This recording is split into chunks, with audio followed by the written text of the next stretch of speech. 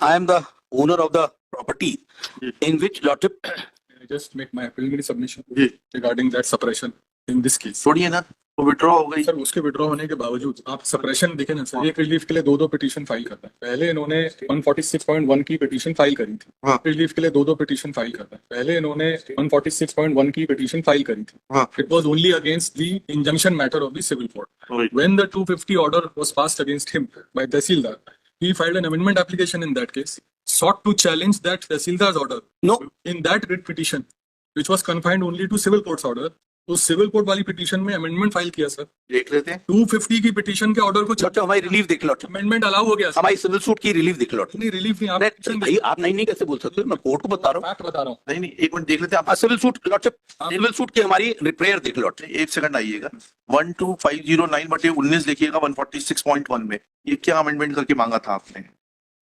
इसमें 250 का ऑर्डर है सर, P8 इनक्लोज किया गया और इसको चैलेंज किया, रिलीफ क्लॉज में इंट्रोड्यूस किया गया। ये ऑर्डर था 16/9/19 का। This was the final order pass by tehsildar under 250. He even included this in this civil courts petition. Lordship kindly see the proposed amendment हमारा ये था, add as para Roman 3 in the relief clause that the order dated 16/9/19 passed by respondent to against the petition contained in Annex P8 may kindly be not given effect during pendency of the present petition and the petition be not dispossessed from suit. That is, I have not claimed a quashing of that order.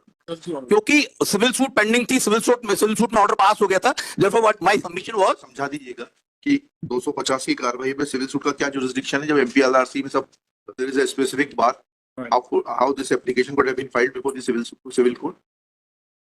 250 की कार्रवाई में किए गए आदेश को execute ना किया जाए, उसकी अपील लाई करती थी। How could you have sought this relief before the civil court? और ये सर अमेंडमेंट अलाउ हो गया, उसके बाद ये केस एडजर्न हुआ, they did not argue, then they kept this petition pending.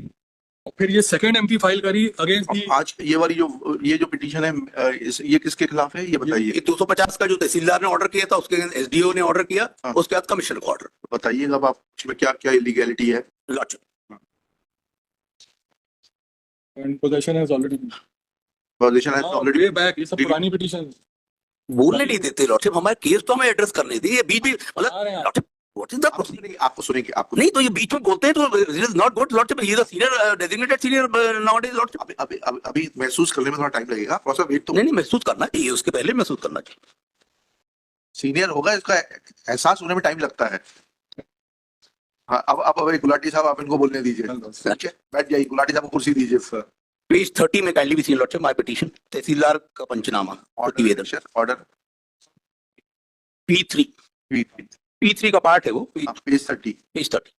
This is a सीमांकन प्रतिवेदन लॉर्डशिप। विषय अंतर्गत प्रतिवेदन है कि पटवारी हल्का नंबर 24 राजेश निगम सो खसरा नंबर का विवरण दिया है कि भूमि स्वामी हर्ष पटेल पिता श्रवण पटेल सो का सीमांकन आवेदक सरहदी देकर पंचनामा हस्ताक्षरित किया गया। और नीचे लॉर्डशिप सीमांकन करने पर पाया गया कि खसरा नंबर 1/2, 2, 3/1, 2, 3/2, 3 सो में साहब लाल यादव का चना फसल लगाकर कब्जा पाया गया। And kindly see the civil suit which I have filed, lordship. It is in respect of these properties only in which I am a possession. नहीं तो उसमें क्या डिक्री हो गई आपके पक्ष में? डिक्री हो गई क्या? डिक्री हो गया क्या? सिविल सूट आपके पक्ष में? नहीं हमारा तो सिविल सूट चल रहा है, हमारा चल रहा है। अब नाउ लॉर्डशिप, इसके बावजूद भी that I am in possession of my land, I have been dispossessed in 250 proceedings by respondent lordship. Title दिखाइएगा आपका। हाँ टाइटल ये लॉर्डशिप, पोजीशन से तो डिस्पोजेस किया जाएगा तभी तो 250 की कार्रवाई होगी। हाँ, आपको टाइटल दिखाना है। हाँ टाइटल दिखाइए। Title lordship kindly see annex P2 yes, these are my, ये हमारे पुश्तैनी प्रॉपर्टी है लॉर्डशिप। खसरा नंबर 90 एकड़ लैंड है हमारी। नहीं आपके पास 90 एकड़ है, ठीक है। खसरा नंबर दिखा दीजिए। खसरा नंबर लॉर्डशिप देखें लॉर्डशिप। हाँ दिखाइएगा। P2 के खसरा गुलई इस पेज पे पढ़ रहे हैं, ये पेज 14, पेज 14। गुलई वल्द परशुराम अहीर, हाँ फिर हीरालाल हमारे चाचा। ठीक, खसरा नंबर बता दीजिए। एक है ना सर, 1 2 3 4 5 6। कहाँ लिखे खसरा नंबर? उसमें नाम के नीचे 1, हाँ छोटे लाल 2 तीसरा कौन सा? जरी तो जारी वल्द गुलई हमारे फादर का नाम है। हाँ। हमारे मतलब ब्रदर्स और हम लोग का वो है तो ये प्रॉपर्टी। और इसके बाद का खसरा लॉर्डशिप, नहीं फिर बाद में 15। एक मिनट ऐसे मत भागिए। 1 नंबर का जो खसरा है उसमें कितनी जमीन है आपके नाम से? एक में जमीन है लॉर्डशिप 30 एकड़, एकड़ 30.3 टाइप कॉपी लगी लो उसमें 30.31 कुल जमीन दोनों तीनों के मध्य में मिला के 58.80 lordship 52.8 52 lordship, I am sorry. दूसरे उसमें हमारे जो चाचा के नाम से आई है वो 70.93। तो चाचा की जमीन भी आप ही के पास है क्या? आप it has devolved in your favour? हाँ लॉर्डशिप, हम लोग का अभी भी हमारा पूरा फैमिली वहां पर पूरी है। तो चाचा लड़ेंगे ना। आप या तो ये बता दीजिए आप करता है ज्वाइंट एचयूएफ? नहीं, हम लॉर्डशिप हम फोर्थ हमारे ये अहीर गुलाब अहीर की भी डेथ हो गई है, हमारे ये चाचा लोग की भी डेथ हो गई है। बता दीजिए आपके नाम से कितना कितना म्यूट? नहीं, हमारे नाम का लॉर्डशिप, वही तो बोल रहा हूं, हमारे नाम की प्रोसीडिंग पेंडिंग है, म्यूटेशन के अभी तक उसमें कोई ऑर्डर नहीं हुआ। भाई एक एक करके चले। पहले ये इतना बताइए कि ये जो 3 खसरे हैं ये अलग अलग व्यक्तियों के नाम से हैं, ठीक है ना? जी, आपके नाम से है? ये सब लॉर्डशिप उसमें वल्द देखेंगे, वल्द गुलाई Ahir.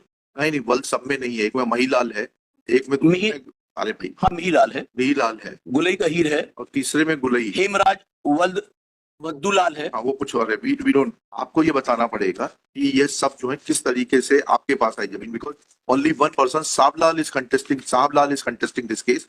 Show me that how this land has devolved in favor of Sablal and how much land has devolved in favor of Sablal.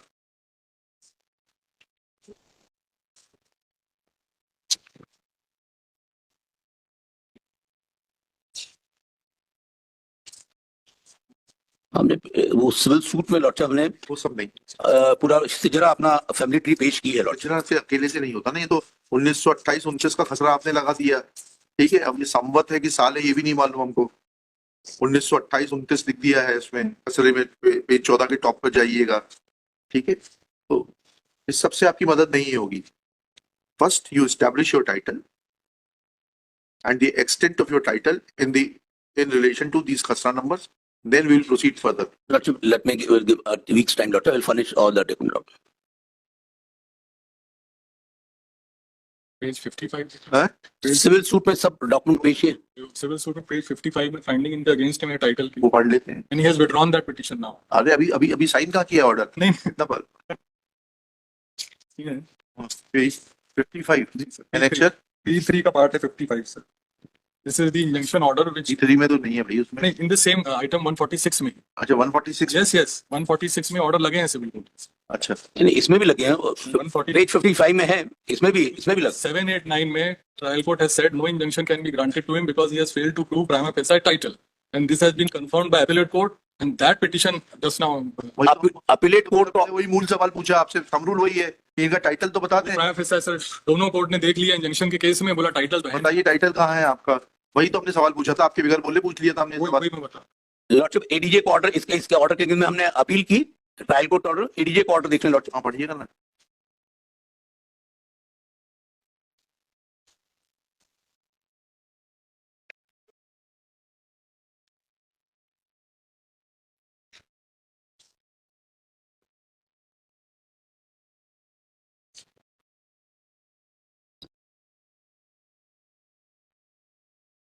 DJ order किस पेज पे देखना है? लॉर्डशिप पेज 63 के पैरा 17 से देखेंगे लॉर्डशिप। एनेक्सर P7 है क्या? नहीं सर P3 पार्ट है, P3 का कौन सा? P3 में भी तो आपने लगा रखे कई सारे। पूरा रिकॉर्ड उसी में लगा है। पेज 58 से ऑर्डर है एडीजे का लॉर्डशिप।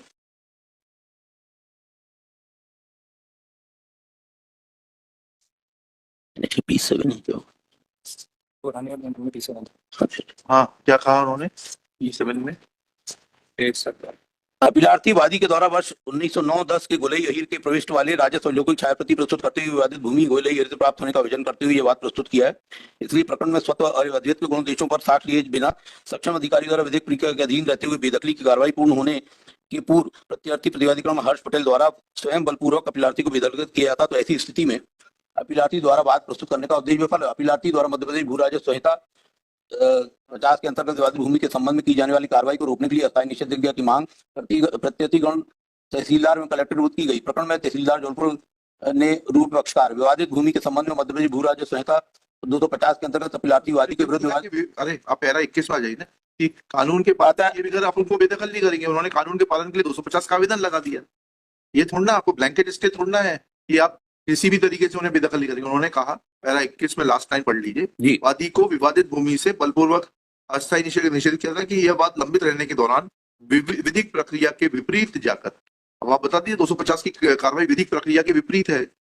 Because unless लॉर्डशिप 250 की कार्रवाई में हमें सुनवाई का मौका ही नहीं मिला है। वही तो हमारा कहना है कि 250 में एविडेंस हमारा होता, जब पोजेशन हमारा पाया गया तो हमें अपने डॉक्यूमेंट पेश करने का मौका तो मिलना चाहिए 250 की कार्रवाई में। वकील साहब जोर से बोलने से नहीं फर्क पड़ेगा। जिस तारीख को सीमांकन हुआ था, हाँ। बता दीजिए आपको नोटिस नहीं था सीमांकन का, उसके बियॉन्ड और कोई सुनवाई नहीं होगी। लॉर्डशिप सीमांकन में कब्जा तो हमारा पाया गया। कब्जा पाना आप फिर you are too much bound by the instructions of your client rather than assisting the court.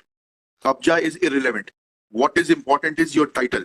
If 250 की कार्रवाई में लॉर्डशिप सीमांकन करते वक्त अगर यह पाया गया कि वह जमीन आपके स्वत्व की है तो फिर बात अलग होगी। यही तो मैं कह रहा हूं सर कि 250 की कार्रवाई में सीमांकन में हमको सीमांकन में हमारा देखली बता देंगे कि हमको नोटिस दिया था। फिर वही बात है, ये क्यों बताएंगे आप? बताइए आप सीमांकन की कार्रवाई को आपने कब चुनौती दी? नहीं करी। अल्टीमेटली 250 की कार्रवाई सीमांकन की कार्रवाई के बाद लॉर्डशिप सीमांकन की कार्रवाई के रहते रहते हमने सिविल सूट फाइल कर दिया। सिविल सूट में सीमांकन की कार्रवाई को चुनौती देते आपने नई बात बताई। नहीं, हमारा civil suit for declaration injunction file हो गया था। Forget about it. When the MPLRC prohibits proceedings against certain acts to be done by the revenue authorities in an absolute manner, which includes demarcation, etc., how a civil suit is maintainable? अगर आपका ये observation आ जाएगा तो civil suit नहीं, मैं उस civil suit revenue proceeding को मैंने सिविल कोर्ट में चैलेंज नहीं किया है। किया है ना आपने, अमेंडमेंट किया ना वो। नहीं, अमेंडमेंट लॉर्डशिप हमने बोला कि क्योंकि सिविल सूट चल रही है इसलिए उसमें वो कार्रवाई ना करें जब तक सिविल सूट पेंडिंग है, जब तक वहां पे रेवेन्यू प्रोसीडिंग ना की जाए। ये मेरा निवेदन। आप मुझे ये बताइए कि 129 की कार्रवाई के विरुद्ध क्या रेमेडी है? वो असील नहीं किया हमने, वो हमने असील नहीं किया। नहीं किया है ना, that has become final, that's the end of the matter. लिखिएगा। Lordship then I withdraw this petition with liberty to assail and an appropriate आज थोड़ा ना मिलेगी आपको लिबर्टी इतने साल बाद। I don't want to press this petition lordship. लिखिएगा। चलिए, गिरीश कुमार श्रीवास्तव 146 में after arguing at length and when put certain basic questions that where is the title of the petitioner, submits that civil suit is pending in that regard. Full stop. Next para. When Shri Girish Kumar Srivastava is directed to show from record that when did he assail the proceedings under section 129 of MPLRC, he submits that he had filed a civil suit. Full stop. However, he is not in a position to convince this court that proceedings under section 129 MPLRC can be assailed before the civil court, dehors the provisions contained in MPLRC barring jurisdiction of civil courts in certain matters. Full stop. Then, when he is asked to explain that when he had not assailed the proceedings under section 129, then how can he be now permitted to assail the proceedings under section 250 MPLRC, which are consequent to demarcation proceedings undertaken under section 129, he submits that he may be permitted to withdraw this petition. Next paragraph.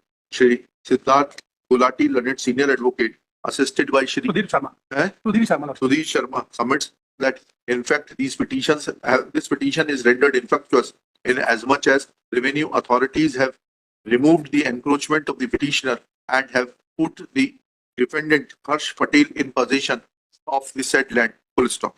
In view of